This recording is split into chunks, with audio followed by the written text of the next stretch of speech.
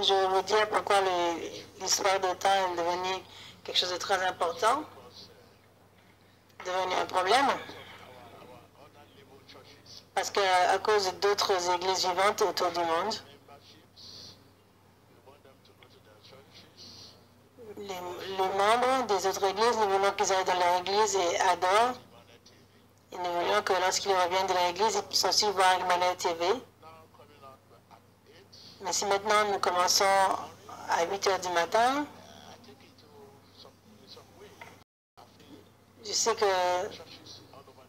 dans certaines personnes, ça va affecter ces églises du monde entier. Dans l'église, les membres commencent à se réduire et je suis vraiment concernée. Nous sommes tous des églises vivantes, tous ensemble, nous adorons Dieu, Jésus-Christ. Parce que nous recevons beaucoup d'emails. Beaucoup de nos collègues, révérends, pasteurs. J'ai réalisé à quel âge je dois sortir afin que cela n'affecte pas mes collègues. Donc, nous essayons de regarder aussi au temps, partout dans le monde, de considérer ce temps-là. Ce n'est pas tout le monde qui peut venir ici. Emmanuel TV, c'est juste un moyen que Dieu utilise maintenant pour communiquer à son peuple. Donc, comme vous voyez sortir, beaucoup ne voudront pas aller dans leur église et veulent s'asseoir et regarder Emmanuel Télévision. Et ça va faire des sœurs partout dans le monde. Donc, ce sont ces choses-là que nous regardons pour voir ce qu'on peut faire afin que l'adoration soit ensemble.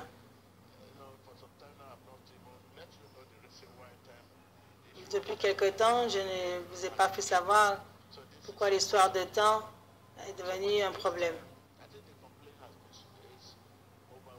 De ce temps-là, les plaintes sont trop nombreuses. Que même quand ils m'envoient des emails, ils veulent se maudire. Ils disent, mais c'est quoi tout ça? Mais ils ne connaissent pas la raison. Ils disent, ah, nous sommes assis depuis longtemps. Là, ok. Je vais dire à mes bien-aimés du monde entier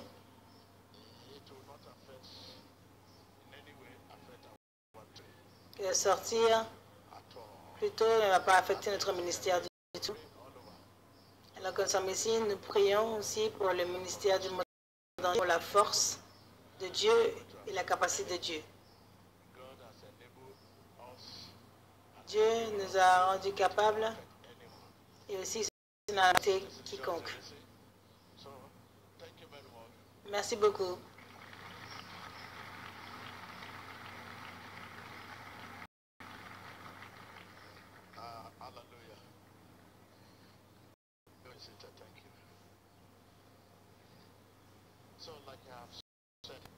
Donc, comme je l'ai dit,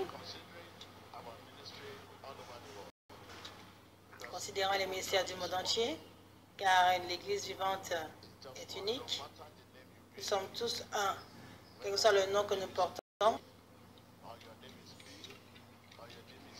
que votre nom soit A, B ou D, Jésus est l'espoir de la gloire. Je suis juste l'une des branches d'une église vivante. Les branches sont partout. Jésus est la tête. Quelque chose que vous faites, dirait que cela est en accord avec les autres branches. Nous savons que c'est l'une des chaînes les plus regardées du monde entier.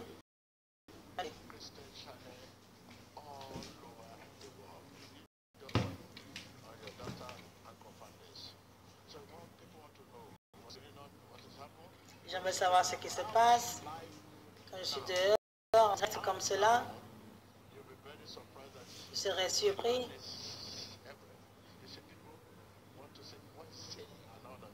Les Les gens sont en train de chatter. Qu'est-ce qu'il est en train de dire? Qu'est-ce qui se passe?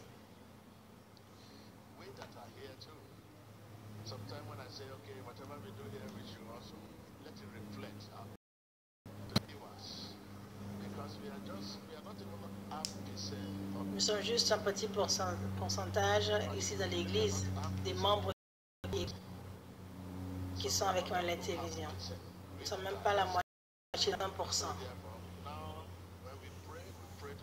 Lorsque nous prions pour les téléspectateurs, tout ce que nous faisons, c'est pour que les téléspectateurs sentent la présence de ce que nous faisons ici. Nous prions pour les téléspectateurs et nous leur savoir que nous sentons leur présence et qu'ils aussi ressentent notre présence.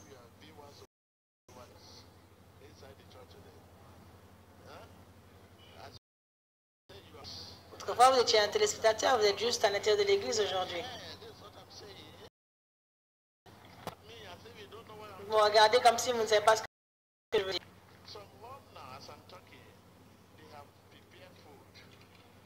Il y a certaines maisons, alors que je parle, ils ont préparé de la nourriture, se sont habillés, appelé la famille. Oui, ils sont assis pour regarder ma télévision. Alors que je suis en train de parler, ils sont en train de rire parce qu'ils sont en train de dire que cet homme est en train de nous parler. Nous savons ce qui se passe partout dans le monde. Dieu pour vous. Donc nous vous connaissons. Jésus vous est par votre nom, vos dispositions.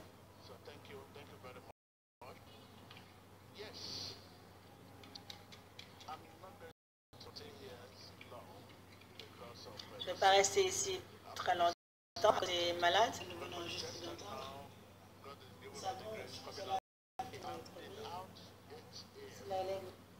C'est pour la première fois que Dieu nous a donné la vie à 8 h du matin.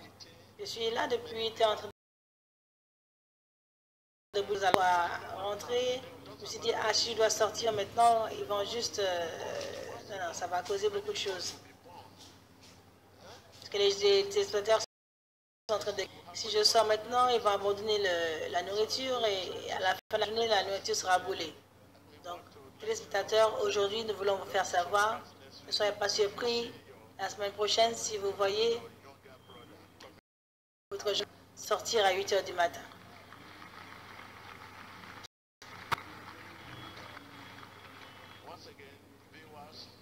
Une fois, téléspectateurs du monde entier, ne soyez pas surpris si vous voyez votre serviteur sortir à 8 h du matin.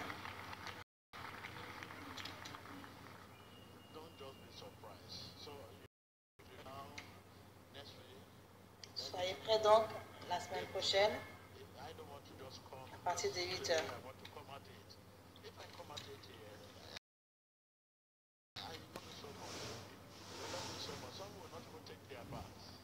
Nous vous aimons beaucoup et nous savons que beaucoup ne prendront même pas leur bain, ils sortent juste de leur chambre, même avec le savon sur leur tête. Ils vont juste laisser le savon de leur tête de s'asseoir et dire mais qu'est-ce qu'il est en train de dire. Et je ne veux pas ce genre de situation. Je ne suis pas surpris que les gens peuvent sortir de leur toilette, de leur salle de bain, juste debout en train de regarder. Après, ils vont courir pour aller faire ce qu'ils devraient faire. Et c'est ce genre de choses que j'essaie d'éviter. Vous êtes ici. Vous êtes déjà prêts. Je parle à vous. Je parle aux téléspectateurs qui nous regardent. Donc la semaine prochaine, je peux sortir à 8 h du matin.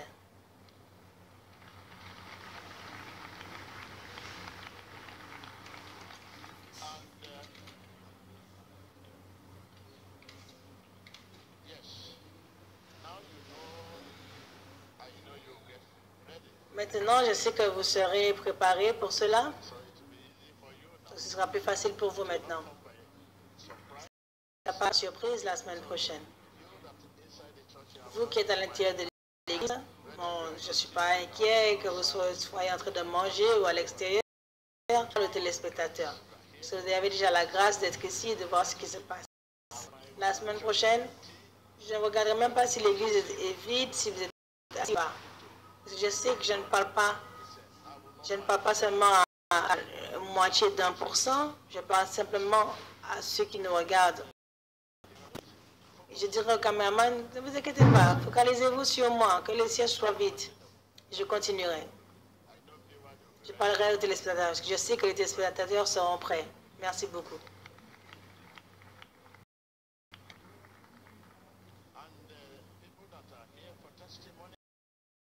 Merci pour les témoignages.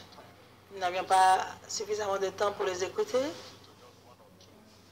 Nous avons juste écouté un ou deux, mais cela ne doit pas vous dire que la semaine prochaine, ils diront, ah non, ils ne vont pas écouter mon témoignage, non, non, je n'irai pas. Non, ça, ce n'est pas bien. Si vous gardez votre témoignage et vous partagez votre témoignage, vous êtes en train de faire obstacle au prochain miracle qui va arriver. Donc, le témoignage ouvre la porte pour ce qui suit. Le témoignage donne naissance à la mère des miracles. Vous avez reçu un miracle que vous dites, n'avez pas le temps? Non. Si vous n'avez pas de temps, rapportez au coordinateur. Dites-leur le témoignage que vous avez. C'est ça qui vous diront, ok, attendez, ou ce n'est pas encore le moment, etc. Mais ne gardez pas votre témoignage pour vous. Rappelez-vous que le témoignage de quelqu'un vous a emmené ici. Dites-le à votre voisin. Le témoignage de quelqu'un m'a emmené ici.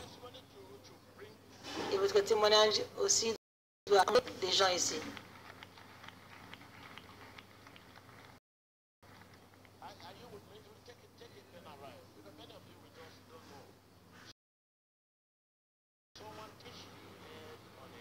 Le témoignage de quelqu'un que vous avez entendu. Je ne connais pas le jour, mais le témoignage de quelqu'un, vous écoutez Emmanuel TV, et vous regardez le témoignage de quelqu'un. Quelqu'un a partagé votre témoignage avec vous à propos d'Emmanuel TV ou de TB Joshua. Qu'est-ce qui se passe ici? Il vous a emmené ici. Et votre témoignage aussi doit aussi amener quelqu'un ici.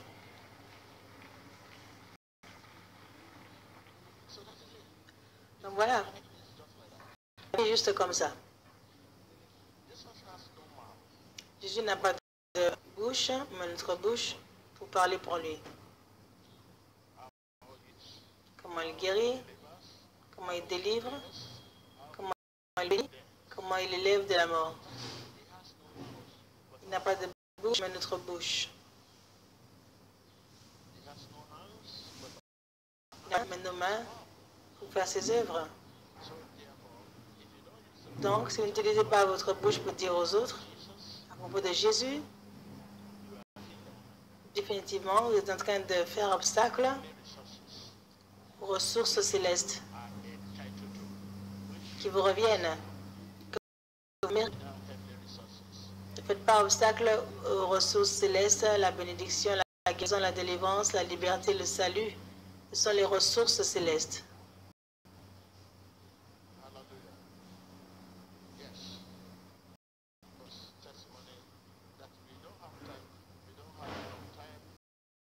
Les témoignages, que nous n'ayons pas suffisamment de temps, cela ne veut pas dire que vous devez garder votre témoignage pour vous-même. Rencontrez le département en charge, dites-leur que je suis ici pour partager mon témoignage, qu'ils écrivent votre nom. Appelez-moi, je suis là, je suis disponible. S'ils ne vous appellent pas, ce n'est pas votre faute. Ils diront à Jésus pourquoi. Vous devez juste partager votre témoignage. C'est très important. Donc après la réunion, nous avons suffisamment de temps pour voir ceux qui veulent partager leur témoignage. Nous avons le temps pour eux, discuter avec eux. Et même si vous n'avez pas le temps de partager votre témoignage en public ici, je vous verrai un à un pour vous dire quoi faire d'autre. C'est une grande bénédiction.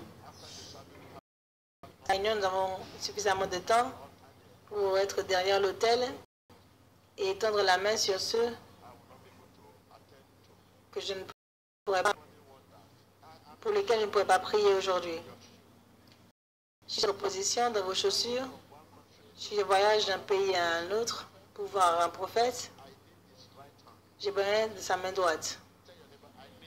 Dites à votre voisin, j'ai besoin de sa main droite.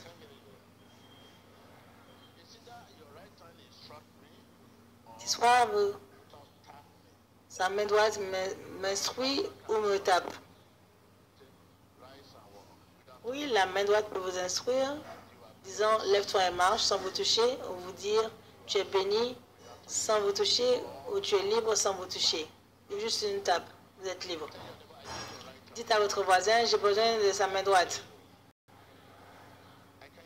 J'ai besoin de sa main droite.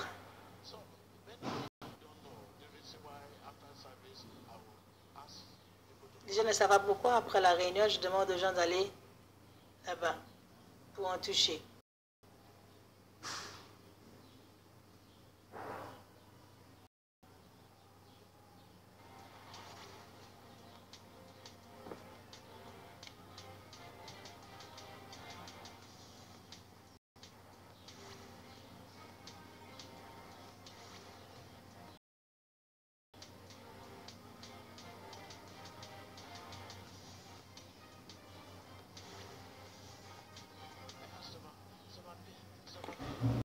J'ai des douleurs.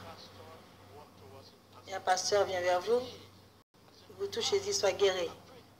Je suis libre, je suis libre. Quelqu'un qui pleurait commence à rire. Immédiatement, vous réalisez que Jésus est fiable. Ah, Jésus est réel. Cela augmente votre foi. Si votre foi est ici, ça lève. C'est comme un élévateur, comme un ascenseur. La foi qui est ici va soudainement s'élever. Et plus vous voyez, lève-toi et marche, cela encore augmente votre foi. La foi est naturelle.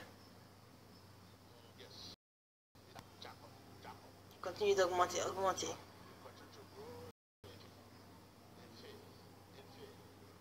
Vous continuez de grandir dans la foi, C'est la raison pour laquelle nous avons le temps de nous occuper de quelques-uns. Le reste, après. Les témoignages que nous entendons tous les jours, comme le témoignage que nous venons juste d'entendre, nous savons ce que cela fait pour vous dans votre vie. Cela élève votre foi.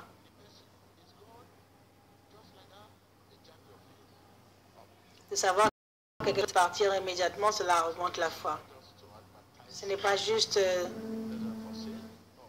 de la publicité, mais c'est pour l'amour de la foi. À la foi, seule la foi plaît à Dieu.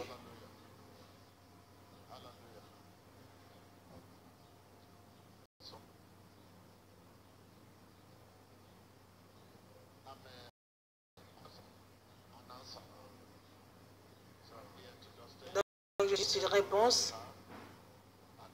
Je suis juste là pour vous dire le prochain programme qu'on aura, les activités qui vont se déplacer, ce que Dieu m'a révélé. Je sais que la semaine prochaine, ne dites pas non, ce sera à 3 heures de l'après-midi, ce ne sera pas à 8 heures. Non, je vais vous prouver le contraire. C'est toujours bon de vous prouver le contraire. Parfois, quand vous êtes du côté opposé, les choses négatives, nous savons, nous chrétiens, ça ne sait pas quelque chose. Ce qu'il ne sait pas, c'est que tu es trop stupide. Pour ceux qui sont des chrétiens réels, Satan croit qu'il peut nous frapper, qu'il peut nous heurter, causer des douleurs, et que cette douleur va nous éloigner de Jésus. Alors que cette douleur est la cause du fait que nous adorons encore plus. Cette douleur fortifie notre désir encore plus. Ce n'est pas un chrétien réel. La douleur ne peut pas fortifier votre désir. Vous pouvez savoir si vous êtes un chrétien réel ou juste un chrétien par bouche. Les gens disent que je suis un chrétien. Vous dites aussi je suis un chrétien. Mais un vrai chrétien, un réel chrétien par le cœur,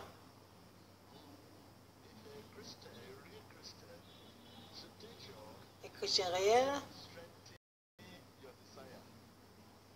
situation fortifie votre désir et détermination pour Dieu. C'est comme cela que nous savons que nous sommes chrétiens.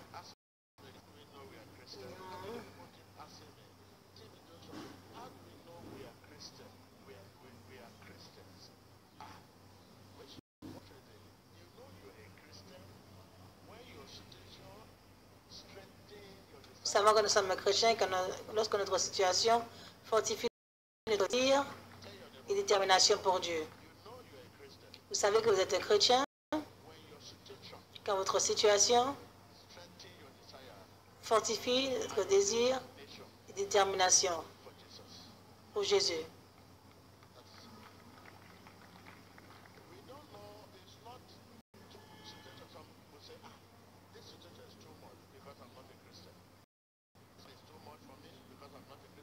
Oh, ce problème est trop pour moi parce que je ne suis pas un chrétien.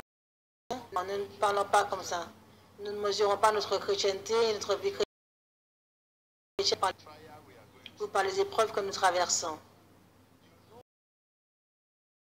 Chrétien, quand votre situation, quand vos épreuves, quand votre tentation devient l'objet de fortifier votre désir et détermination pour Dieu.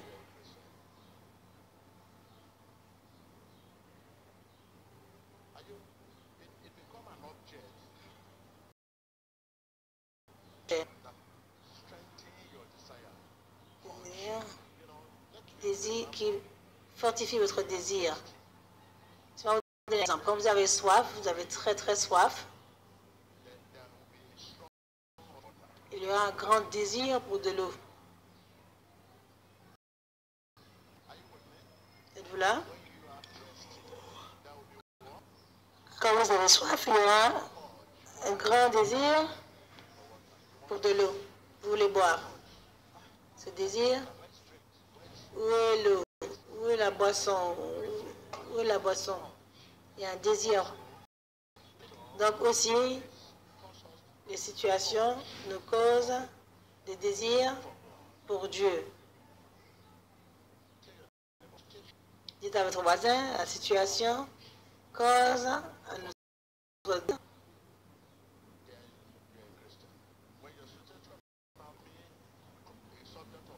Donc vous êtes un chrétien et quand votre situation vous donne un désir profond pour Dieu, vous avez l'habitude de prier une fois, mais à cause de votre situation, vous priez peut-être 10 fois, parce que vous croyez que c'est le seul qui peut vous secourir. Vous n'avez pas d'autre voie. Quand cette situation vous cause désir profond envers Dieu, vous savez que vous êtes un chrétien.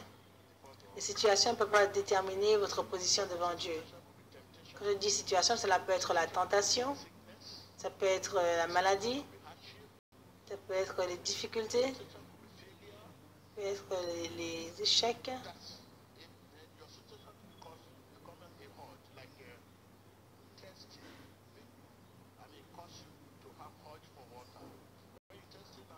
Quand vous avez très soif, vous ne pouvez même pas vous asseoir.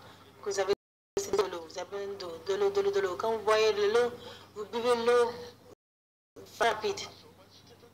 Donc aussi quand les situations arrivent, vous courez Jésus. Non pas vous éloigner de lui, mais courir vers lui. Votre situation doit vous causer de courir vers lui. Quelle est la position de Satan? C'est un homme stupide. Car la cause de la situation, car il est la cause de la situation. N'est-ce pas que la situation est le désir que nous avons pour Jésus?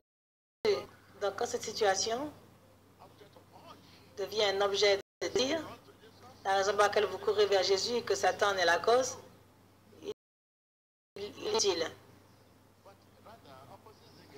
Mais aujourd'hui, opposez le cas. Que les situations viennent, vous commencez à vous lamenter.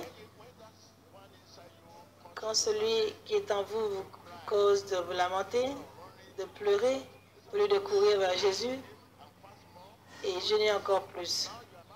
Maintenant, vous commencez à vous lamenter. Pourquoi cela? Pourquoi ceci? Je vais à l'église tout le temps. Je ne sais pas pourquoi tout cela. Je prie, je jeûne. Je ne fais pas comme avant. Je n'ai même pas encore suivi mes amis. Je ne vais même plus dans les clubs de nuit. Mais même quand j'allais en boîte de nuit, je ne faisais pas face à toutes ces crises. Cela signifie que vous êtes un chrétien. Vous êtes juste un chrétien par la bouche.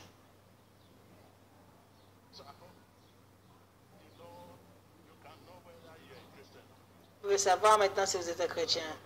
Vous pouvez savoir.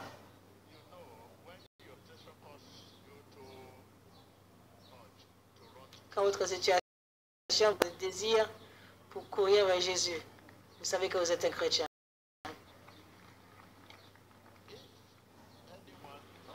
Si quelqu'un, quiconque vous dit que parce que vous êtes un chrétien, il n'y a pas de situation, s'il n'y a pas de situation parce que vous êtes un chrétien, comment est-ce que vous grandissez votre vie chrétienne alors? Posez la question à votre voisin. Comment est-ce que tu grandiras dans ta vie chrétienne si il n'y a pas de situation? Posez la question à votre voisin.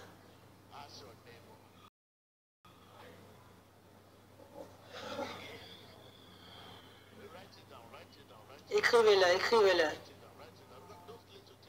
Car ces petites choses, cela donnera à croire que nous sommes à l'école du dimanche, mais il y a des choses qui perturbent votre vie, qui perturbent votre relation avec Dieu. Comment est-ce que vous allez grandir dans votre vie chrétienne s'il n'y a pas de situation? Vous ne pouvez pas grandir dans votre vie chrétienne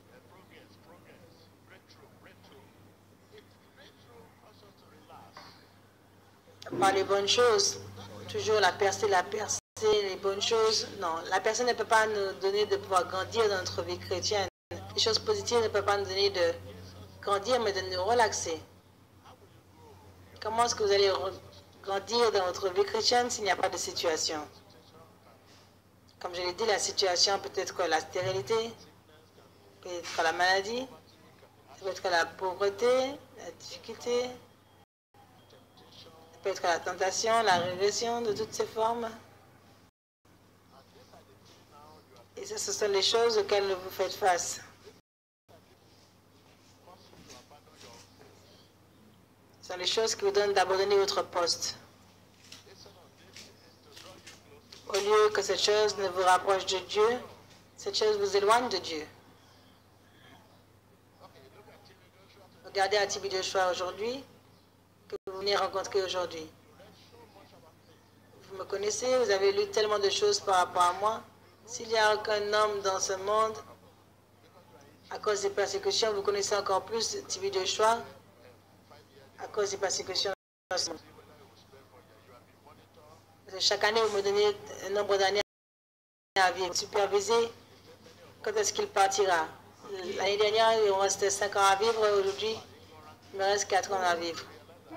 Continuez à diffuser plein de choses et d'informations pour cet homme. Cet homme, nous avons prié qu'il puisse tomber. Mais au lieu qu'il tombe, il est en train de grandir. Quelle est la cause de tout cela? Mon Dieu.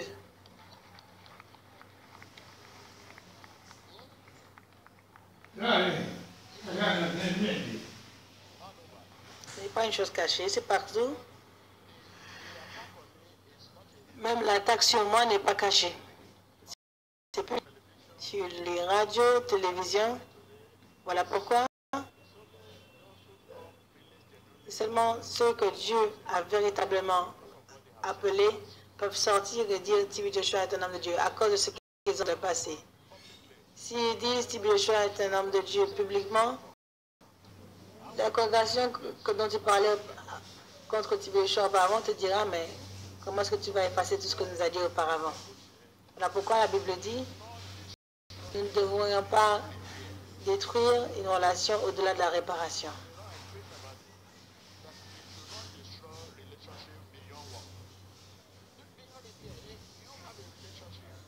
Nous ne devons pas détruire des relations de la relation. Si vous avez des relations, la relation est fondamentale, elle vient de Dieu.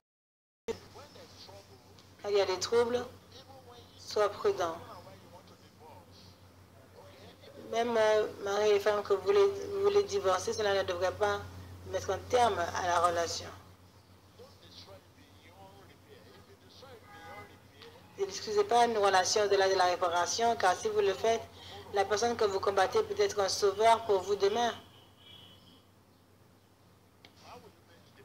Comment est-ce que vous allez rencontrer cette personne?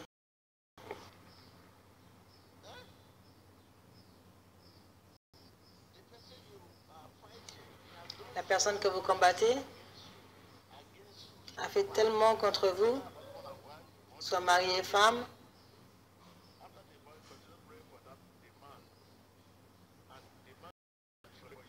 Même après le divorce, l'homme doit continuer de prier pour la femme peut continuer à prier pour l'homme et peut vous donner un coup de fil à n'importe quel moment. Cette relation a déjà été là depuis très longtemps. Ah, je t'appelle, je veux juste savoir comment vas-tu. Ou bonne année, je veux juste te saluer. Que cela demeure comme cela. Parce qu'il ou elle peut être votre sauveur demain.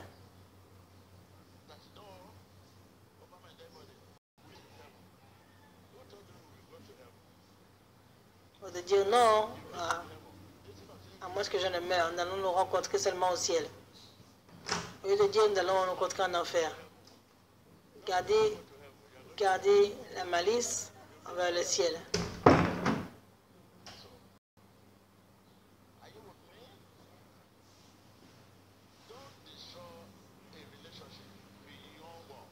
Ne détruisez pas une relation au-delà de la relation, quelque chose qui se passe. Même si des voleurs armés qui vous ont kidnappé et veulent vous tuer, si ce voleur armé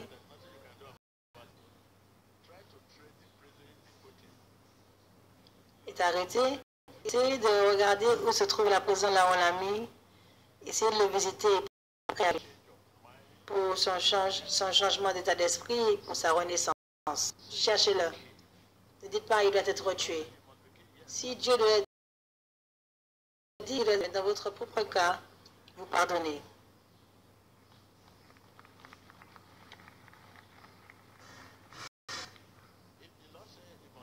Si le Seigneur dit il doit être tué, c'est la loi. Mais vous, en tant que personne, dans votre cœur, vous-même, vous devez pardonner. S'il est dans la prison, cherchez d'une façon ou d'une autre à trouver la prison dans laquelle il est et de rentrer le voir. Vous êtes capable de le voir? Dites, je te pardonne et je prie pour toi. Quelque chose que tu as, tu peux donner. Ne discutez pas une relation au-delà de la réparation. C'est pour cela qu'ici, je me tiens ici, vérifiez mes paroles.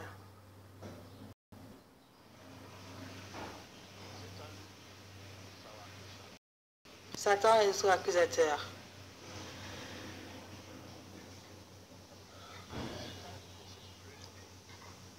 Et Satan est un être spirituel. Ne combattons pas la chair et le sang. Je ne peux pas commencer à abuser la chair, abuser quelqu'un, abuser un nom, appeler le nom, non. La Bible dit que nous combattons des êtres spirituels, non pas la chair et le sang.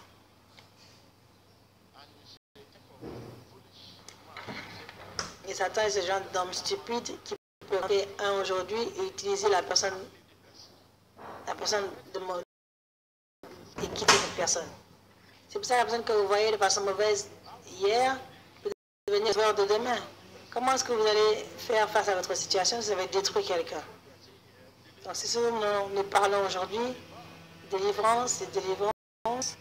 Les gens qui font beaucoup de choses sont maintenant délivrés et deviennent un enfant de ont été détruites. C'est l'opportunité de devenir réparée à nouveau.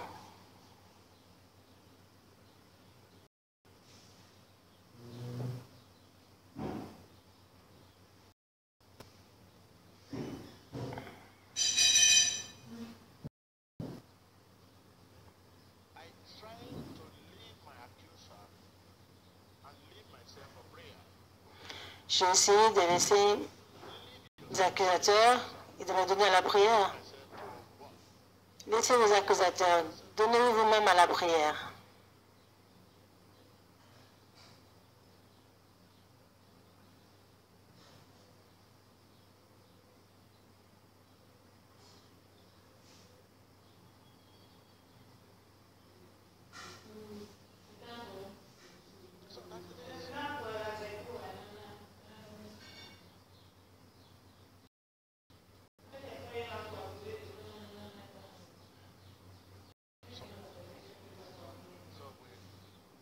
Donc, les malades, nous voulons commencer à nous en occuper.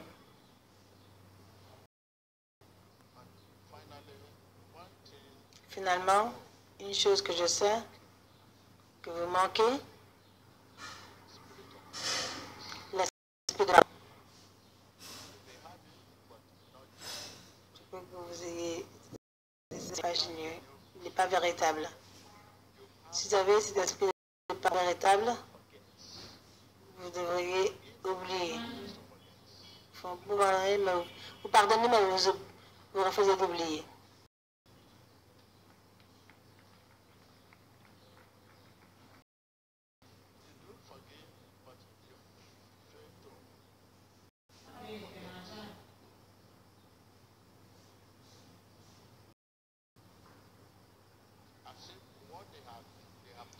Vous voulez oublier, mais vous n'oubliez pas. Comme si ce qu'on vous a fait, vous ne l'avez jamais fait à quelqu'un dans le passé.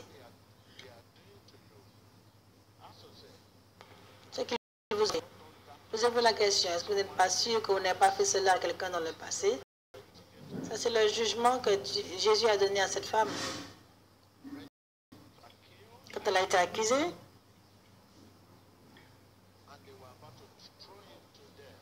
qui était prêt à pouvoir la tuer par Moïse.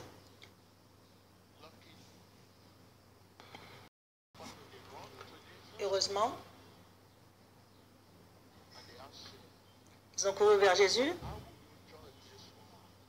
Ils lui ont demandé comment tu vas juger cette femme.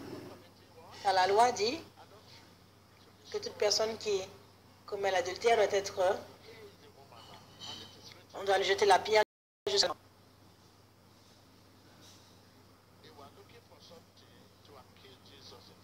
Ils cherchaient quelque chose pour accuser Jésus lui-même, non pas cette femme seule.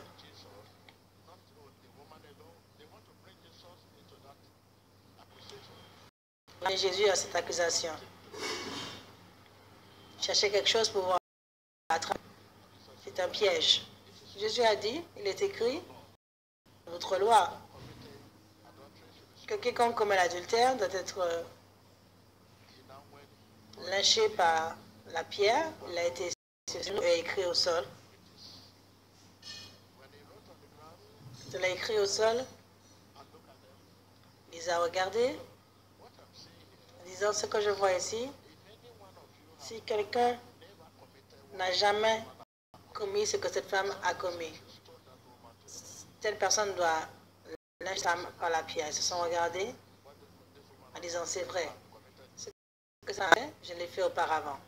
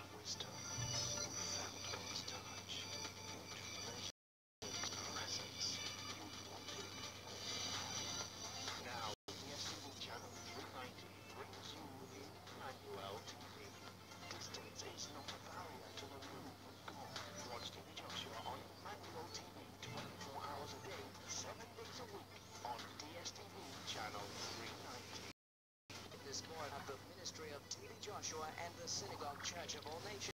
Tune in to Emmanuel TV, and wherever you are, get connected. If you are in all parts of Europe, you can find us free to air on the Intelsat 20 band Europe Africa B. If you have any free to air decoder, let's go to the site www.emmanuel.tv for full details on how to tune in. If you are watching from Australia, Middle East, or parts of Europe, you can find us free to air on the C-band Global B. If you are watching from North America, including USA, Canada, and Mexico, you can also find us free to air on the Galaxy 9.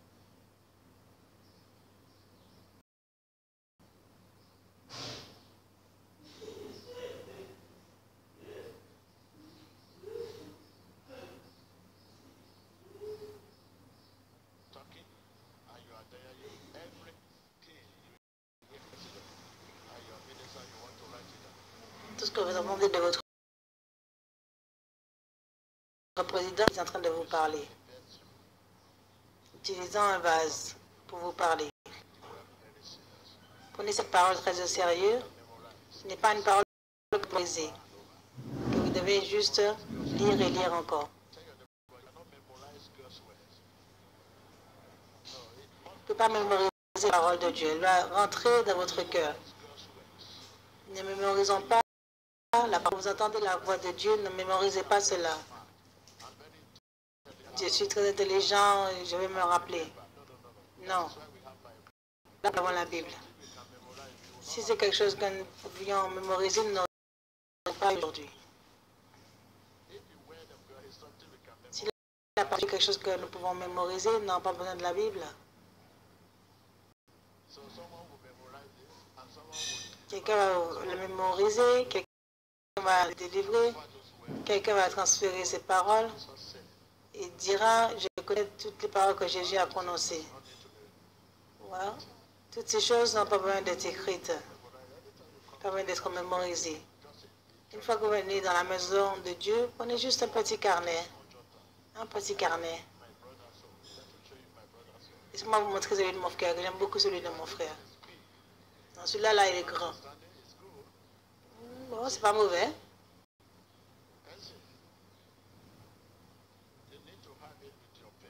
Vous avez besoin d'avoir ceci avec un stylo. Ces petites paroles que vous pensez que ça fait comme l'école du dimanche. Si cette parole directement de Dieu, il y a le dictionnaire de Dieu que vous devez regarder, qui est votre cœur.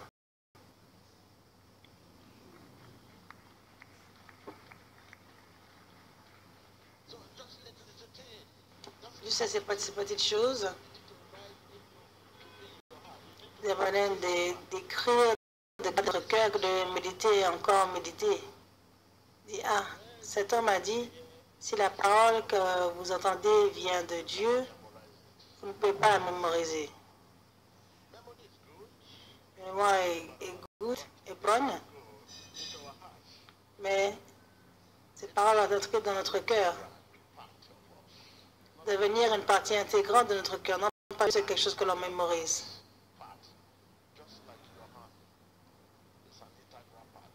Juste comme votre main est une partie intégrante de votre corps.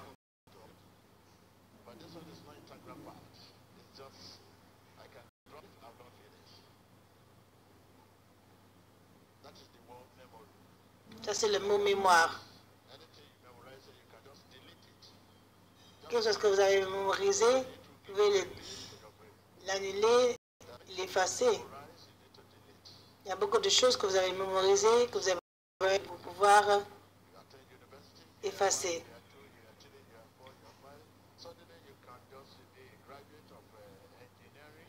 Vous avez étudié, par exemple, pendant plusieurs années, première année, deuxième année, cinquième année, sixième année, vous devenez ingénieur, il n'y a plus de travail. Vous décidez maintenant d'étudier de la loi, d'ingénieur à la loi.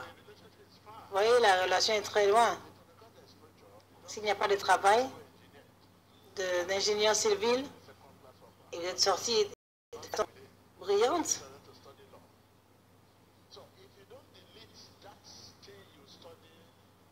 Si vous n'avez pas effacé ce que vous avez étudié dans l'ingénierie, cela va affecter ce que vous voulez étudier dans la loi.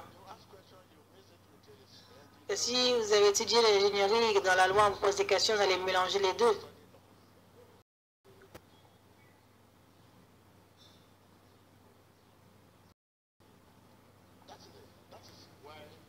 Voilà pourquoi ce que vous étudiez en tant qu'éducation est ici. Il n'y a pas de place pour qu'il soit là. Sinon, la sagesse de Dieu. La sagesse de Dieu est ici.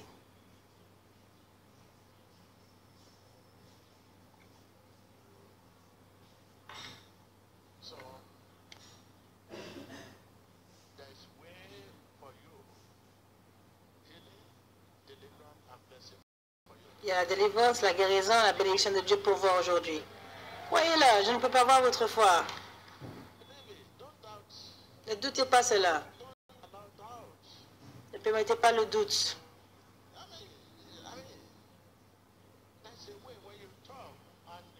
Il y a la façon dont vous parlez, que vous croyez, il y a une façon dont vous réagissez par rapport à cela. Voir la joie du Seigneur. Quand la joie vient du cœur, cela irradie partout. Vous devez montrer votre croyance, votre foi. Vous devez montrer votre croyance, votre foi. Voilà pourquoi quand Jésus était sur la mer, sur le bateau, et puis il a dit, est-ce que je peux venir vers toi? Je veux venir vers toi. Jésus a dit, tu veux venir vers moi? Laisse-moi voir ta.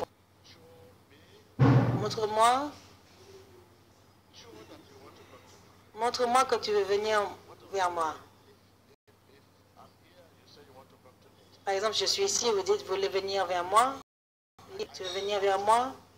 Vous me dites, je veux venir à toi, oui? Oui, d'accord. Montre-moi que tu veux venir vers moi. Cela veut dire, fais un pas vers moi. S'il y a un domaine où tu ne peux pas passer, c'est là que je vais dire. Vous êtes ici, vous tenant debout, quelque part, vous dites, je veux venir vers toi. Vous êtes toujours encore debout.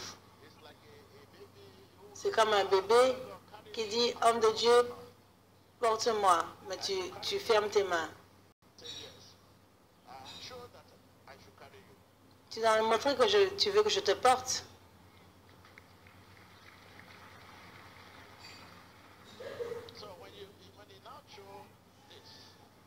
Quand maintenant l'enfant me montre cela, je peux maintenant marcher vers l'enfant pour le porter. Porte-moi, porte-moi, porte-moi, mais tes mains sont fermées. Comment est-ce que je peux te porter? Je peux porter. Donc le même Dieu, votre relation avec Dieu, vous devez montrer.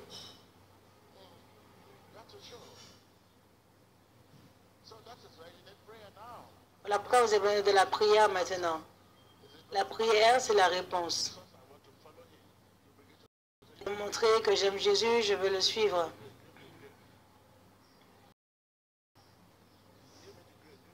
Donne-moi la grâce, donne-moi la grâce.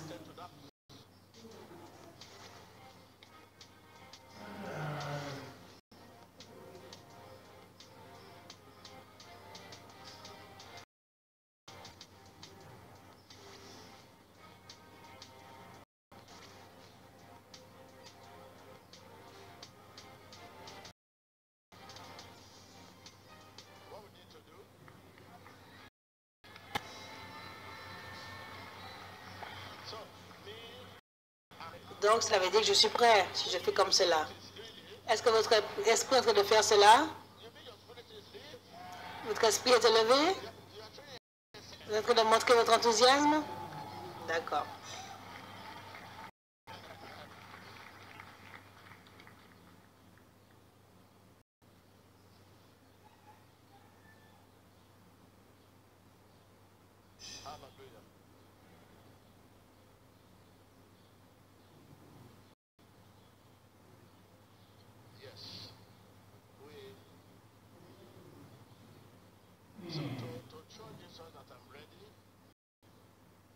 Pour montrer à Jésus que je suis prêt, c'est de cultiver l'habitude de prier tout le temps. prière n'est pas la prière dont vous avez l'habitude de faire. Non, il y a ce qu'on appelle l'esprit de prière.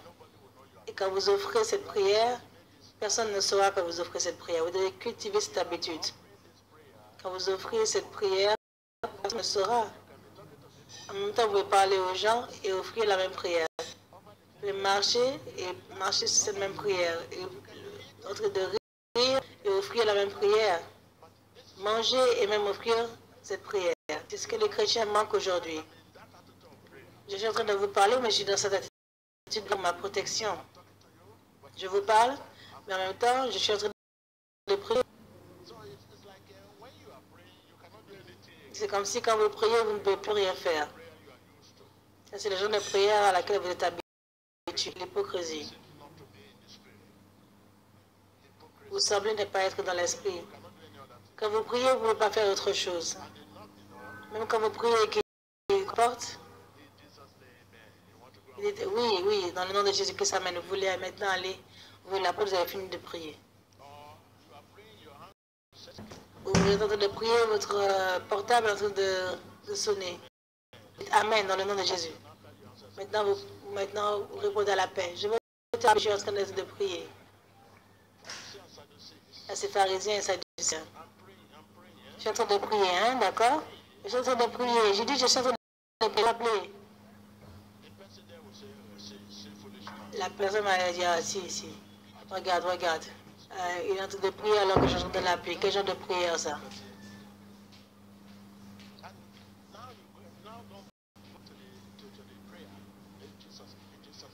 Maintenant, on va continuer à prier avec le téléphone.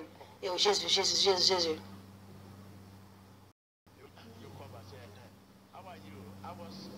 Juste pour pouvoir répondre à l'appel, retourner l'appel.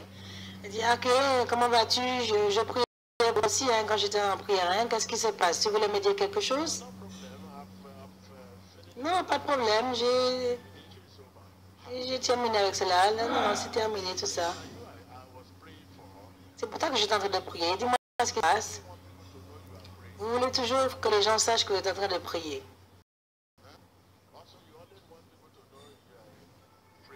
Vous voulez toujours que les gens sachent que vous êtes en train de prier.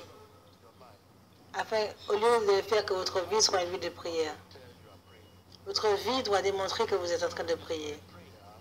Donc, la prière de l'esprit, c'est ce dont vous avez besoin. Voilà pourquoi nous avons le bracelet de la foi aussi. Comme mon frère ici, voilà pourquoi nous avons le bracelet de la foi. La prière de l'esprit, c'est une genre de prière que vous avez même quand je suis en train de vous parler. Ce n'est pas une prière de plainte. Donne-moi ta grâce, donne-moi ta grâce, donne-moi ta grâce, je veux ta grâce, donne-moi ta grâce, Seigneur, donne-moi ta grâce, donne-moi plus de moi, donne-moi plus de toi. Seigneur Jésus, je veux te connaître, je veux te connaître, je veux te connaître, je veux te connaître mieux. Et quand vous êtes habitué à cela,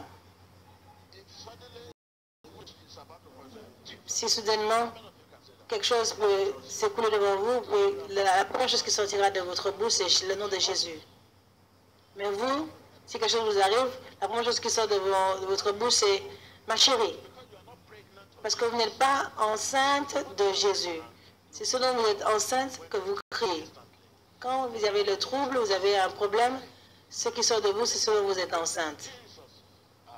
La première chose qui sort de vous, c'est hey, avant de dire Jésus. Vous êtes supposé crier Jésus en premier. C'est votre sauveur.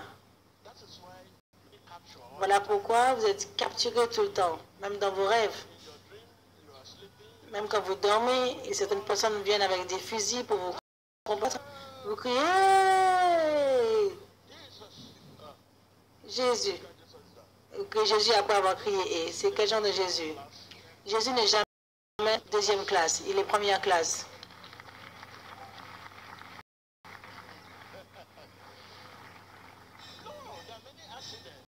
Il y a beaucoup d'accidents pour tester notre foi. Vous êtes à l'intérieur du véhicule et le véhicule est prêt à faire des tonneaux. Vous commencez à crier.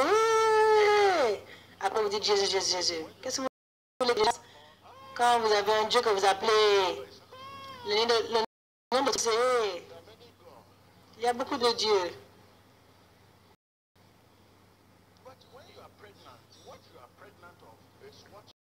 Quand vous êtes enceinte, c'est ce que vous criez instantanément.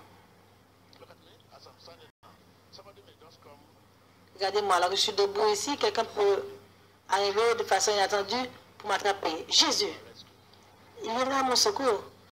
Mais si quelqu'un vient de façon inattendue, je dis, hey, c'est derrière, c'est ce qui va me sauver. Oui, mes gens, nous avons des problèmes. Hein? Mon peuple a des problèmes.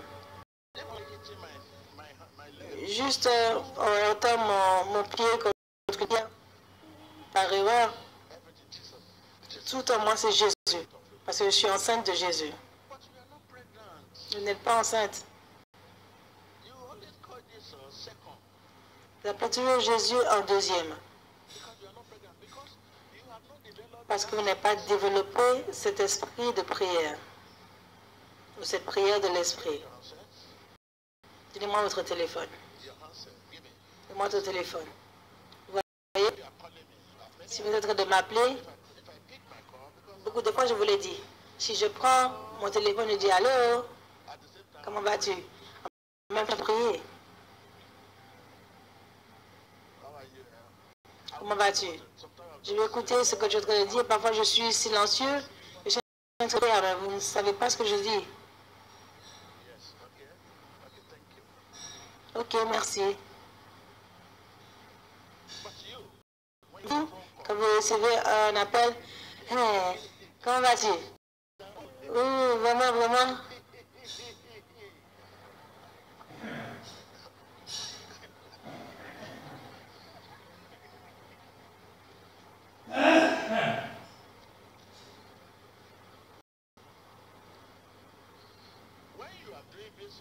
Quand vous faites des affaires, c'est vous qui le faites. Ce qui n'est pas bien. Quand vous faites des affaires, ça va être Jésus qui fait les affaires. Parce qu'il y a une force. La personne à qui vous parlez, votre nature divine doit être en train de parler à cette personne. Si je parle à un président, je dis comment vas-tu? Il me répond, oui, ça va bien. En même temps, je suis en train de prier pour mes besoins, pour ma protection. Voilà pourquoi, vous voyez la synagogue aujourd'hui, car ce n'est pas la personne qui se tient debout ici, qui est en charge de la synagogue, mais la personne que vous ne pouvez pas voir, la personne divine. Mais vous continuez de combattre la personne que vous voyez. Parce que vous croyez que la personne debout ici est le superviseur de la synagogue. Non, comment est-ce que ce jeune garçon peut être le superviseur de cette église qui est connue par tout le monde? Ce n'est pas possible. Quelle qualification il a? Non.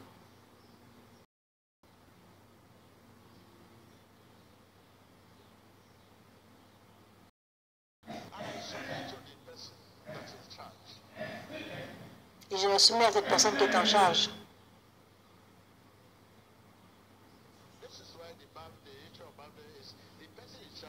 Voilà pourquoi la personne qui est en charge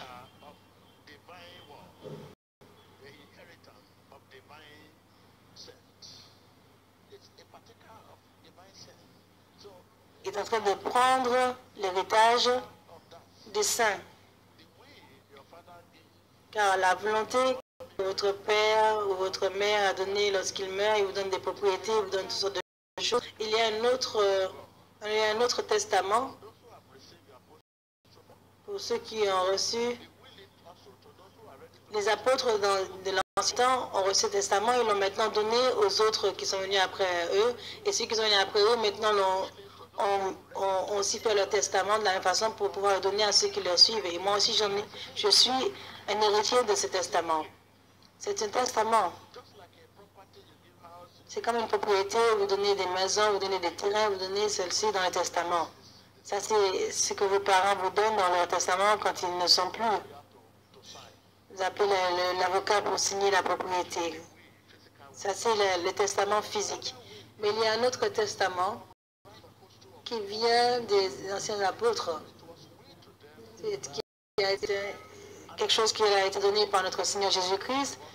Et c'est un testament d'apôtre à un autre jusqu'à ce qu'il continue le parcours que Dieu nous a donné.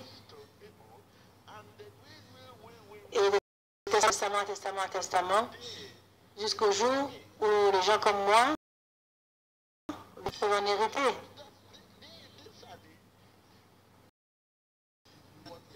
Ce sont les cerveaux derrière ce que nous faisons.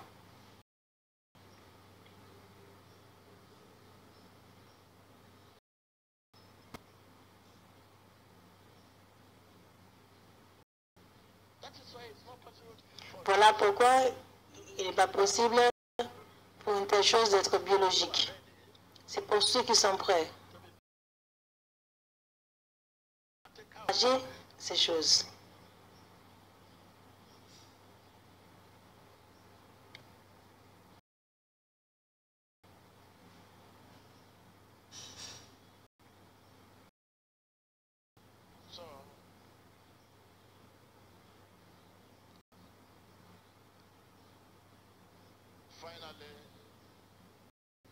Finalement, prenez ces paroles. Assis. Avant de commencer à prier, il y a beaucoup de choses que vous avez besoin de faire avant de prier. Pensez à vos antécédents, d'où vous venez.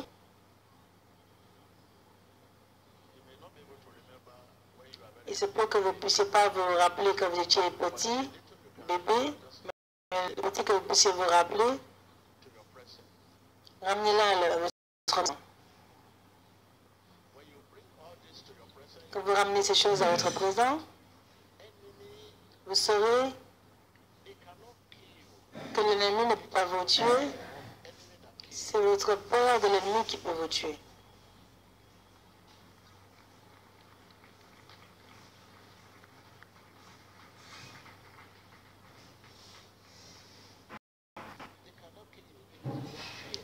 Il ne peut pas vous tuer. C'est votre peur, votre crainte. Quand il vous attaque, c'est cette peur, cette crainte qui développe l'hypertension, les attaques de cœur, la dépression. Et cela tourne en maladie, qui conduit à la mort. Les attaques dans vos affaires ne peuvent pas détruire vos affaires, mais c'est la peur de cette attaque qui détruit vos affaires. L'attaque sur votre santé ne peut pas vous tuer. Si on vous donne du poison, cela ne peut pas vous tuer, mais c'est la peur. Quand vous commencez à vous rappeler les gens qui ont reçu des poisons, ou le docteur vous dira, ah non, non, allez écrire votre testament, ça c'est la peur. Vous êtes déjà mort.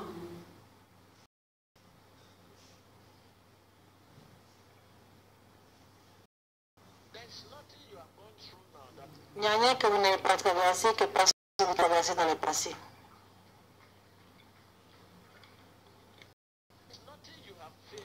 Il n'y a rien auquel vous faites face que personne n'a pas fait face dans le passé. Et vous savez ce qui est advenu de... Quel est votre problème? Pourquoi est-ce que nous oublions facilement l'histoire? La Bible est notre standard. Prenez votre Bible et lisez. Vous avez votre modèle sur cette terre. Si vous n'avez pas ce modèle sur cette terre, quand vous lisez votre Bible, vous allez trouver votre modèle dans la Bible.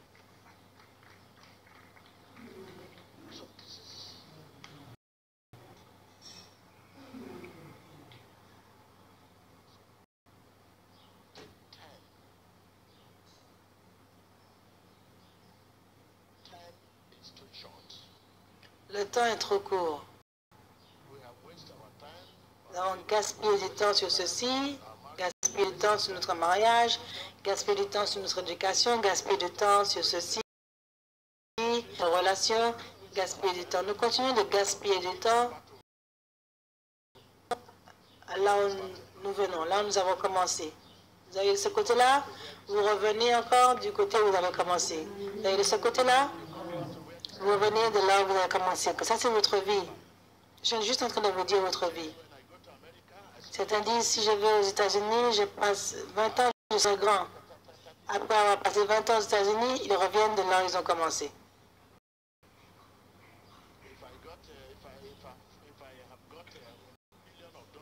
J'ai des millions de dollars. Bien. À la fin, vous revenez là où vous avez commencé. Il n'y a rien que vous n'avez pas essayé. S'il n'y a rien que vous n'avez essayé, c'est Jésus.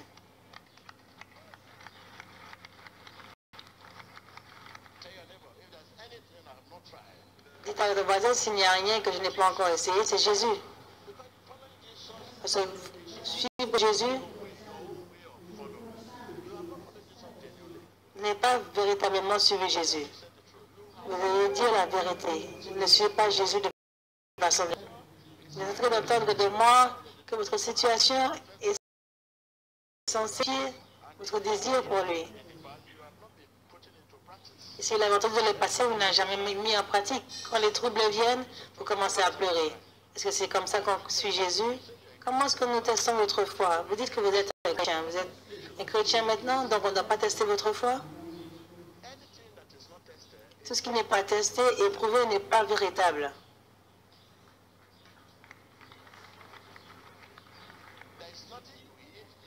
Il n'y a rien de ce que vous mangez qui n'est pas éprouvé, qui n'est pas testé. Même les chaussures que je suis en train de porter, j'ai tourné les chaussures, je les pliais pour voir si ça n'avait embarrassé en public. Dans le passé, j'ai porté les chaussures ici et j'ai commencé à parler et immédiatement j'ai commencé à réaliser que la chaussure a commencé à s'ouvrir. Vous savez ce que j'ai fait? J'ai levé un chant. Parce que vous ne devriez pas voir cela. Immédiatement quand j'ai levé le chant, par la grâce de Dieu,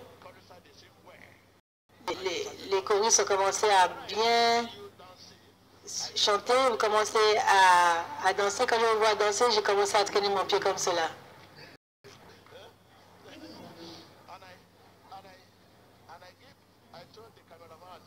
J'ai dit au cameraman, focalisez là-bas.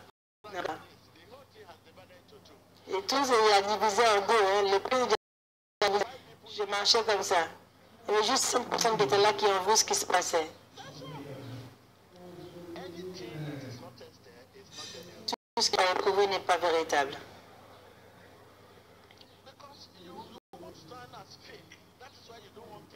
Si vous voulez vous tenir debout, en faux. Voilà pourquoi vous ne voulez pas être éprouvé. Pourquoi est-ce que vous avez peur des tests, des épreuves? Les maladies vous avez éprouvé, vous êtes en train de vous plaindre. Quand nous savons que vous êtes véritable. L'échec vous a testé, éprouvé, vous vous plaignez. Comment est-ce que nous savons que vous êtes véritable? La tentation est venue, vous vous plaignez. Comment est-ce que nous savons que vous êtes véritable? La tribulation vient, vous vous plaignez. Comment est-ce que nous savons que vous êtes véritable?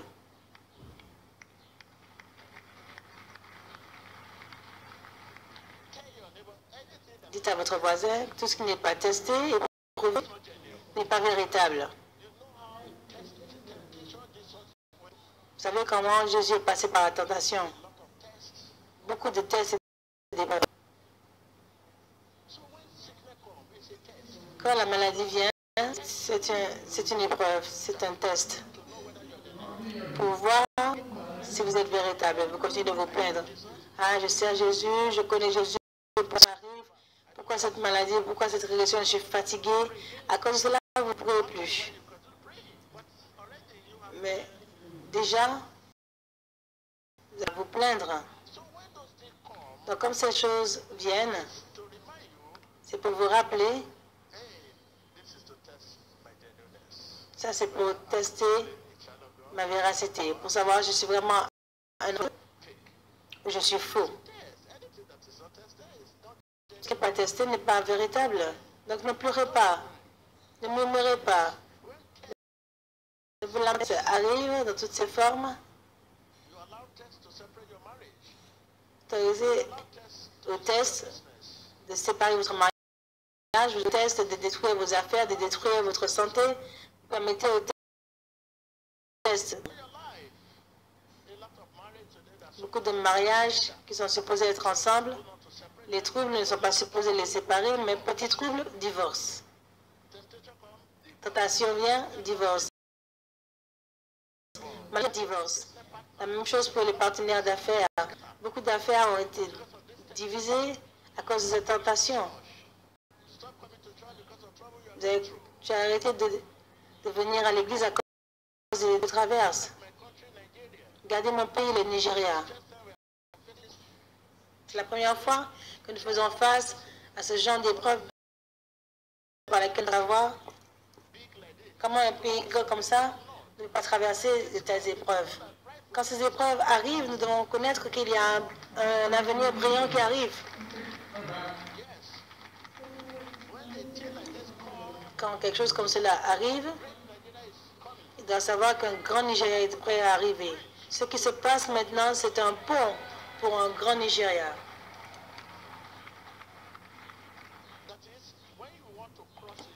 Ça veut dire que lorsque vous voulez traverser un pont pour arriver dans notre terre, c'est la tentation.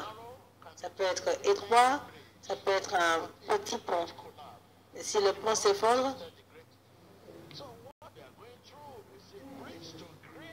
tout ce que vous traversez, c'est un pont pour un grand Nigeria, mais le Nigeria ne sait pas. J'écoute les lamentations, les pleurs, les plaintes, j'écoute les battements de la guerre.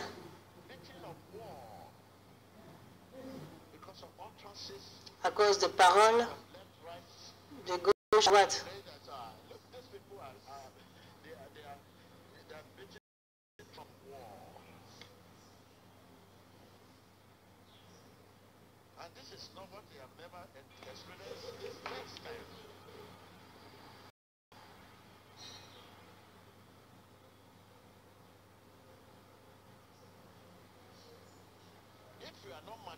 Ce n'est pas mature.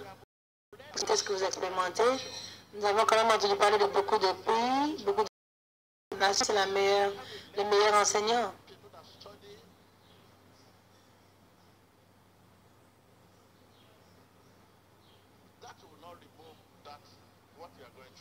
Cela n'enlèvera pas ce que vous traversez. Nous n'avons encore rien vu. Je l'ai dit l'année dernière. Nous n'avons encore rien vu. Ils sont en train de traverser le pont pour un grand Nigeria. Et non pas, nous tous allons être témoins de grand Nigeria. On peut rire en traversant le pont. Dans ce pont, beaucoup paieront le prix. Les plaintes et les murmures ne vont pas résoudre le problème. Nous devons porter notre cœur vers Dieu.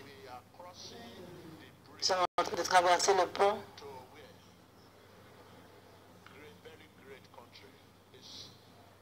vers un très grand pays, une très grande nation, au-delà du pont.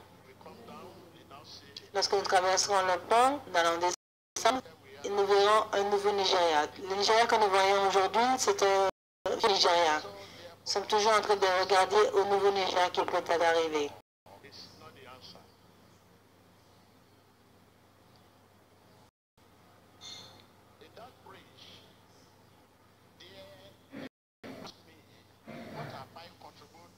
Dans ce pont, il va me demander, mais qu'est-ce que je fais pour contribuer à ce à quoi le Niger est en train de faire face? Sur le pont, c'est là que le jugement arrive.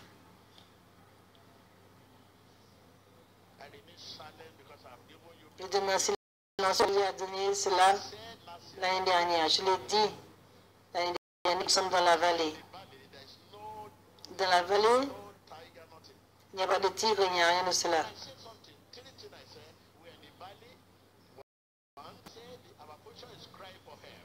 Je dis que les gens sont en train de pleurer pour de l'aide.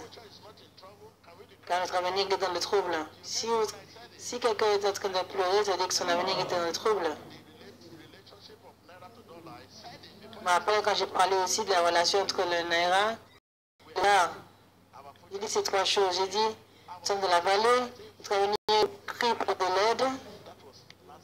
Ça, c'était l'année dernière. Pour être dans une vallée, vous savez ce que cela signifie? Quelqu'un va nous faire sortir de la vallée.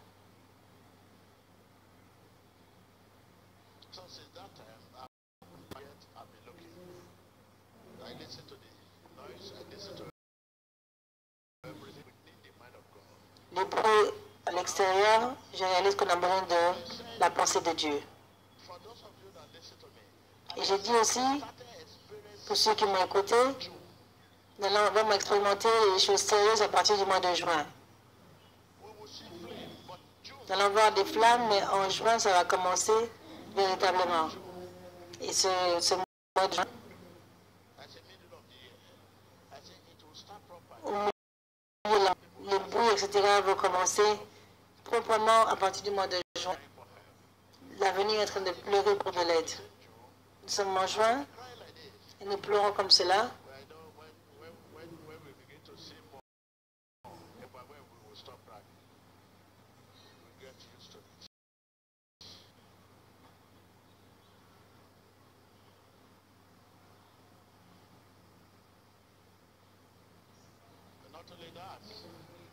Comme ça, nous allons parler du Nigeria, nous allons parler du monde entier.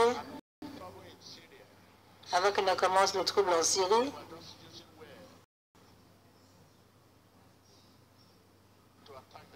et qu'ils utilisent juste des paroles pour s'attaquer eux-mêmes.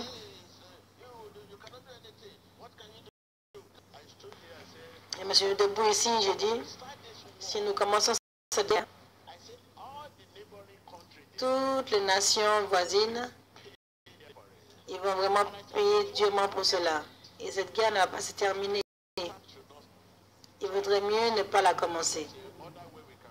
Il y a une autre façon de faire cela. Combien d'entre vous l'avez entendu que je l'ai dit? Avant que la guerre ne commence.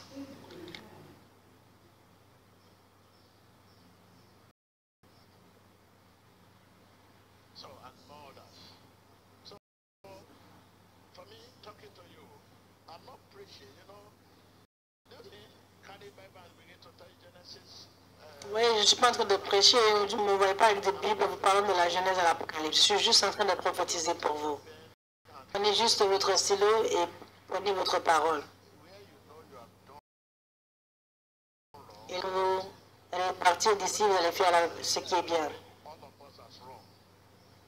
Je sais même que nous tous, nous sommes dans le mauvais. C'est la façon dont nous faisons face à nos relations. Tout le monde ne s'y prend pas bien. Tout le monde est dans le faux quand il en vient des histoires de relations. Car nous détruisons des relations au-delà de la réparation.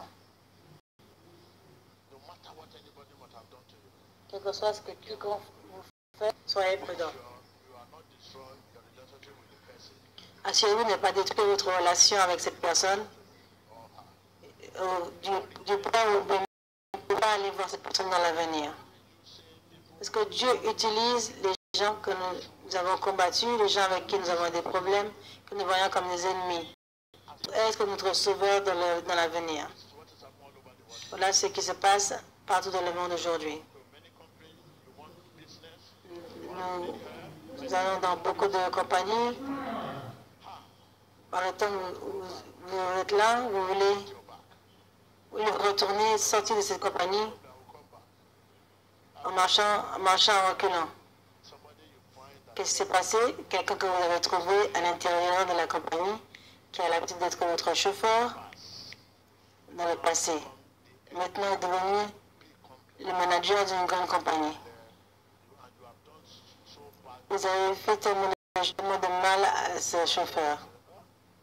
Vous commencez à marcher, à reculer, en disant je vais revenir. Ah, non, viens, je viens. Vous allez commencer à vous dire non, je peux que je suis là. Ce n'est pas le bon bureau, c'est le bureau où vous avez besoin d'aller.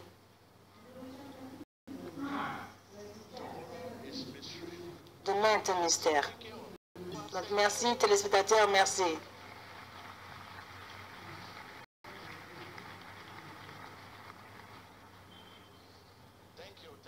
Merci beaucoup.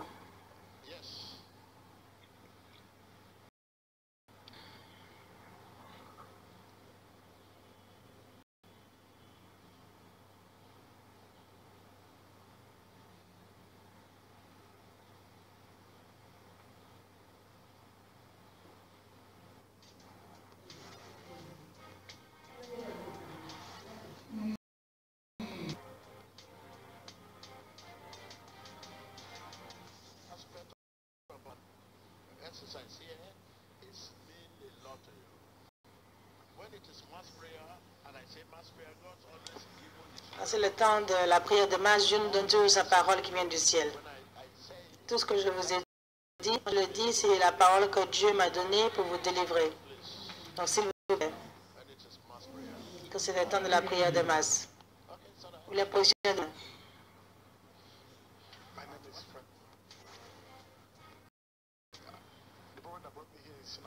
Le problème qui m'a emmené ici à la synagogue, fracture de l'os, je ne peux pas marcher convenablement.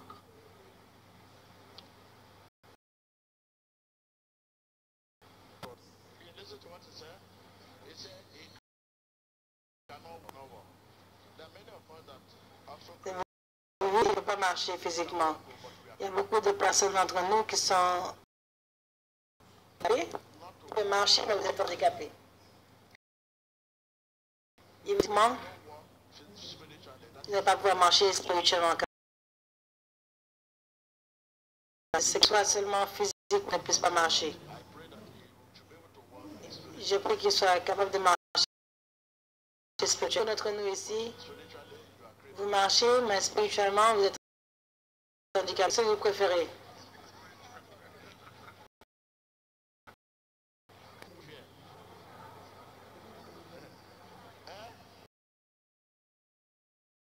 Qu'est-ce que vous préférez? De marcher spirituellement, physiquement, d'être handicapé ou l'autre?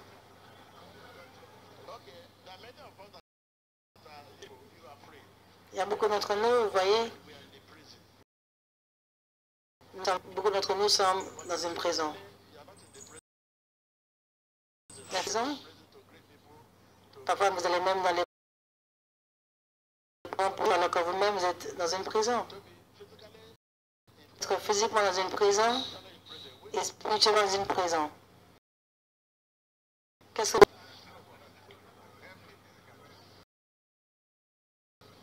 Voici ce qui se passe maintenant aujourd'hui.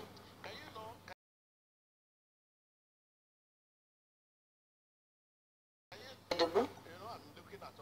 Je vous regarde tous assis. Il y a certaines personnes qui sont debout. Je vais les dire à propos de ça.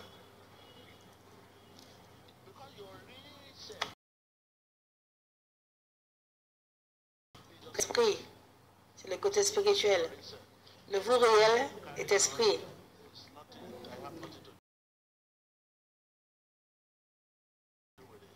Vous êtes assis, mais votre esprit est debout.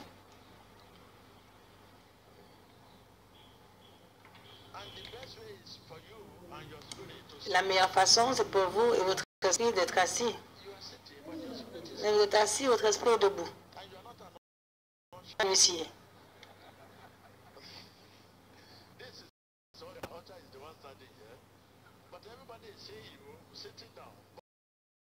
Tout le monde vous voit assis, mais votre esprit est debout. Ce que l'on adresse, c'est votre esprit, non pas vous.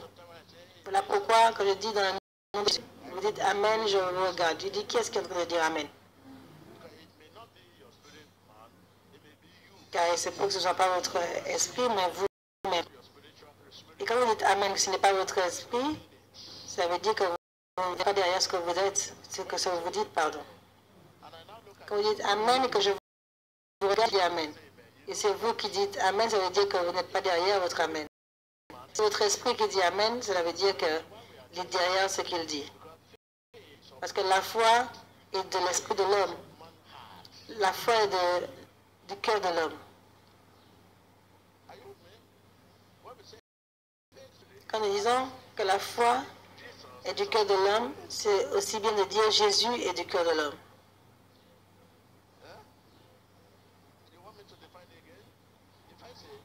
Si je dis que la foi est de l'esprit de l'homme, c'est bon de dire Jésus est de l'esprit de l'homme.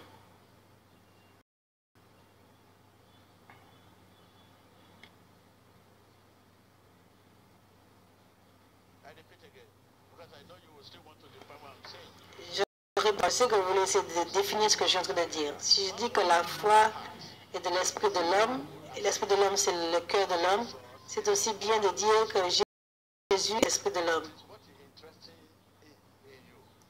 C'est ce qui est intéressé en vous. Ce dont Jésus pour vous, c'est votre cœur, votre esprit. Quand il vous parle, il parle à votre esprit. Non pas votre apparence. Non pas vos faux cheveux, votre apparence, vos lunettes, votre corps, votre visage allongé. Non, pas tout cela.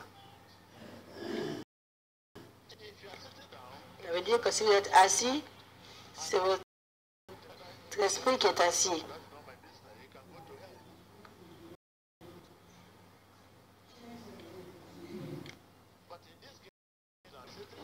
Dans ce cas, votre corps est assis, votre esprit est debout. Cela veut dire que vous n'êtes pas ici.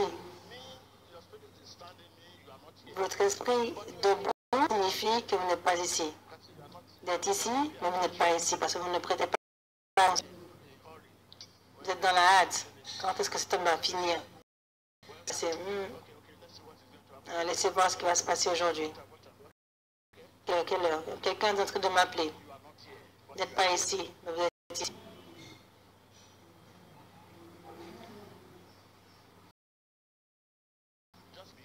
C'est comme si vous êtes forcé à être ici.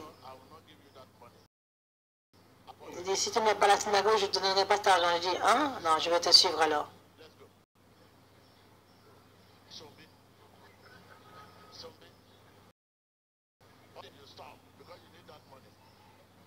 Vous suivez la personne comme vous voulez avoir cet argent. Si vous dites arrêtez-vous, vous arrêtez comme lui parce que vous voulez avoir ça. Je dis asseyez-vous ici, vous asseyez. Est-ce qu'on peut dire qu'une telle personne est ici, sinon je parle? Ou beaucoup d'entre vous, c'est votre petit ami qui vous dit aujourd'hui. Vous allez sur votre petit ami et vous dit, je vais à l'église, vous aimez la fille tellement. Je dis, ah non, partout tu iras jurer.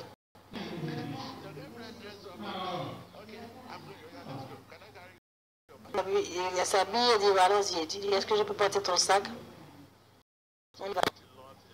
Beaucoup de choses comme cela.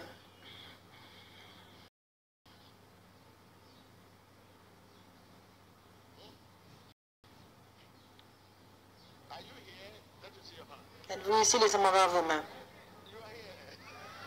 Vous êtes ici? Êtes-vous ici? Votre vous réel, votre réelle valeur, vous êtes les bienvenus.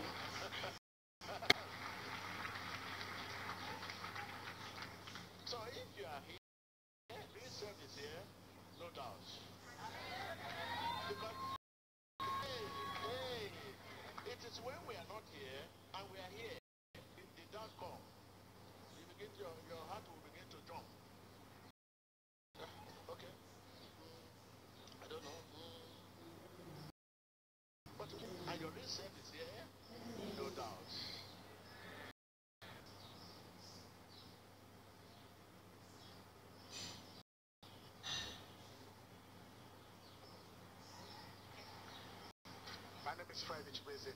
I'm from Austria. I'm in Nigeria. It's my place of work. Man of God, help me, please. Okay, you came from Austria? Yes, sir. And you know the reason why you have caused challenges? Yes, sir.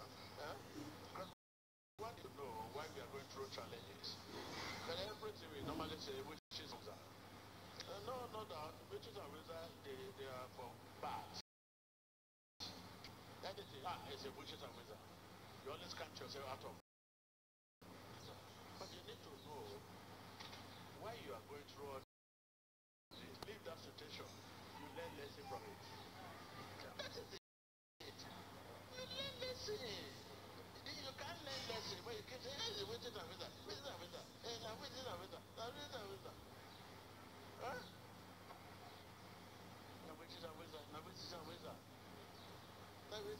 You must sit down and know why you are going through all this. That lesson you need, so that when you get out of it, you will know how to manage the situation. You learn from it.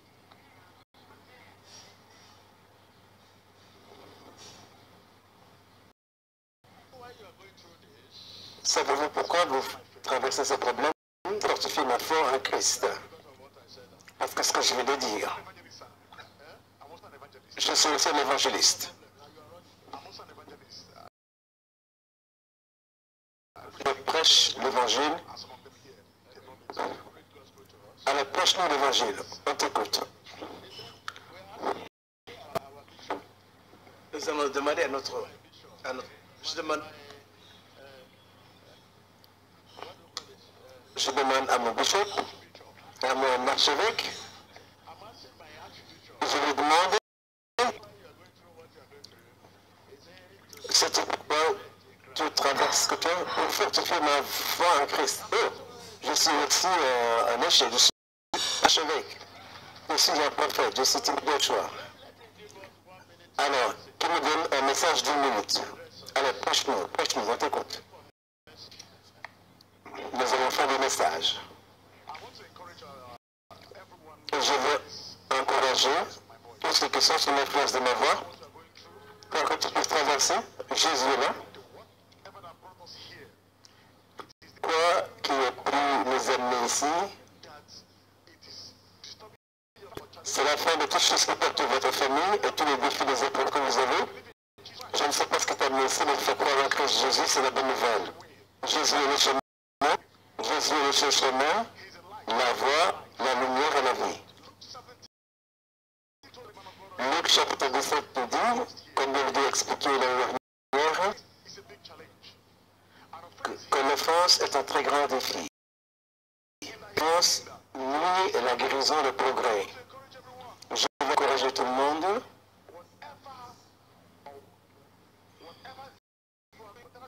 Quoi que tu puisses traverser, quelque épreuve que tu puisses avoir, ne permet pas l'offense de t'empêcher d'aller de l'avant. Merci, Bishop. Merci. Merci. Je suis content.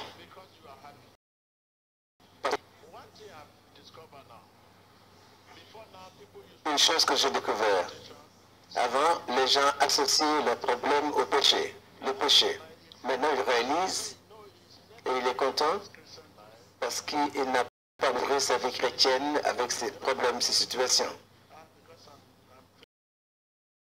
Les gens disent avant, oh, j'ai ce problème à cause du péché, je ne suis pas un chrétien. Mais lui, il est content. Il est en accord avec moi qu'il est un enfant de Dieu. Qu'est-ce qu'il traverse? C'est uniquement pour tester sa foi. Ce qu'il traverse, c'est pour l'amener vers un meilleur niveau de vie. Dis à ton voisin, ce que je traverse, c'est pour m'élever à un autre niveau. En Christ Jésus. Ce que je traverse, c'est pour m'amener à un autre niveau supérieur. En Christ Jésus. Parce que je suis un enfant de Dieu.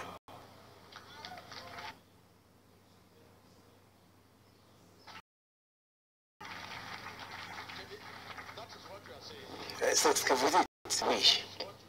Je veux dire, c'est ce que tu veux dire, oui. Alors, nous sommes d'accord avec vous? Il y a toujours des leçons à apprendre.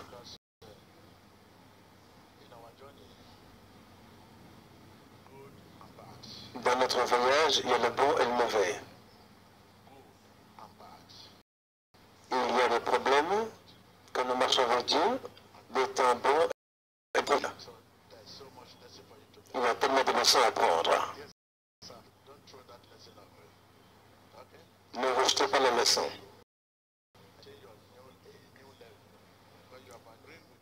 Ce problème permet de maintenir, d'atteindre un nouveau niveau de ta relation avec Dieu pour fortifier ta relation avec Dieu et ta détermination pour Dieu. Où est ta femme? Je ne suis pas marié. Il y a une femme qui dit que tu dois l'épouser à tout prix. S'il y a une femme à qui tu as donné ta parole dans le passé,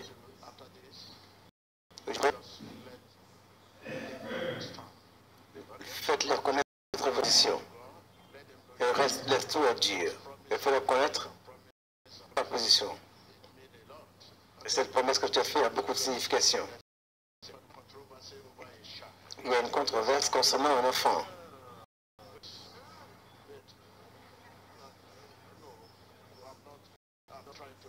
J'essaie simplement de le conseiller. Il y a une controverse concernant un enfant.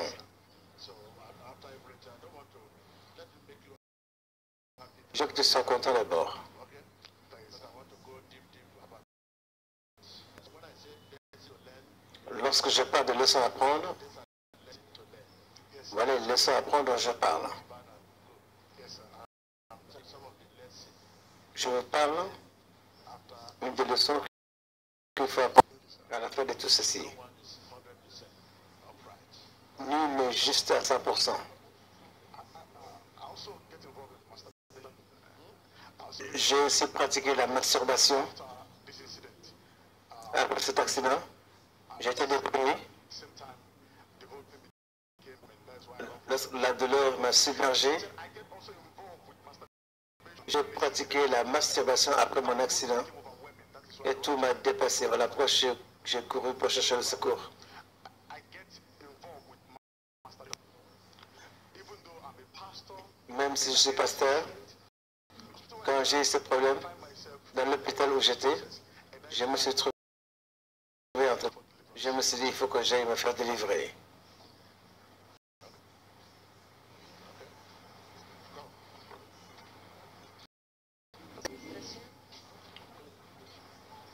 L'homme de Dieu tend sa main et prie dans la puissance du Saint-Esprit pour délivrer cet homme, pour qu'il reçoive sa guérison, sa délivrance dans le nom de Jésus.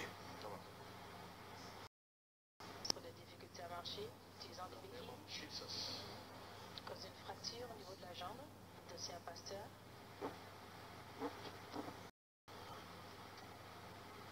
Et de confesser à l'homme de Dieu qu'à cause de ce problème, c'est une masturbation qui l'a tombé dans la dépression.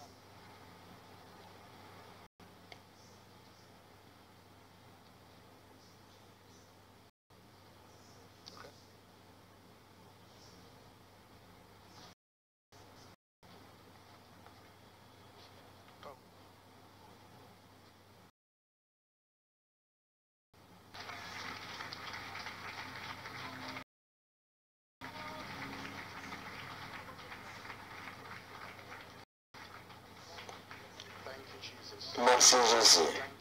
Merci Jésus. Merci Jésus. La réponse d'un cœur joyeux. Merci Jésus. Je peux marcher. Thank you, Jesus. Merci Jésus. Merci Seigneur. These are the cause of your faith growing.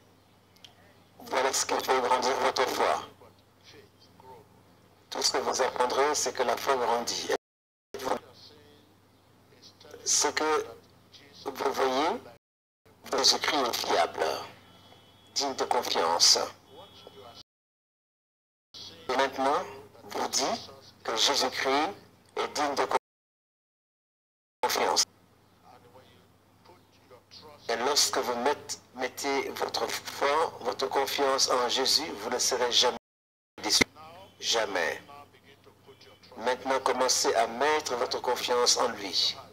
Commencez dans votre cœur à mettre votre confiance en Christ Jésus. En lui, c'est mettre tout. Dis Seigneur, je me soumets. Seigneur,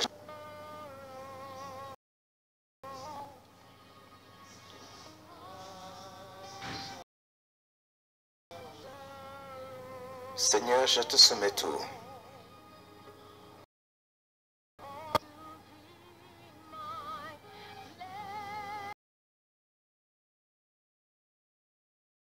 Père béni,